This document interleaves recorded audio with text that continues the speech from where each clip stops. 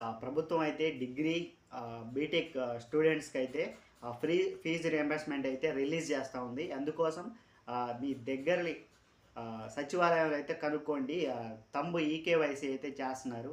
మీరు థంబేసి అయితే మీకు ఫీజు రియంబర్స్‌మెంట్ అయితే పడుతుంది. అందుకోసం అయితే మీరు కాలేజీలో ఫస్ట్ నుంచి కట్టిన ఫీజు రిసిప్ట్‌లయితే అడుగుతున్నారు. లేదా నో డ్యూ ఫార్మ్స్ అయితే అడుగుతున్నారు.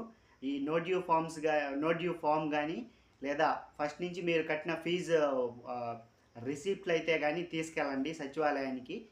తీసుకెళ్ళి మీరు పెండింగ్ ఎంతుందో చూసుకొని థంబ్ అయితే ఎయండి. ఫీజు రియంబర్స్‌మెంట్ అయితే త్వరలో అయితే రిలీజ్ కాబోతా ఉందని ప్రభుత్వం అయితే ఈ ఈకేవైసీ ఆహ్, ఆహ్, సర్వీస్ ఈకేవైసీ అయితే స్టార్ట్ చేసిందనమాట. మీకు ఇంకా ఎవరికైనా తెలియకపోతే మీ దగ్గరి సచివాలయానికైతే వెళ్ళి ఒకసారి కనుక్కొని అయితే ఈకేవైసీ థంబేసి కంప్లీట్ చేసుకోండి.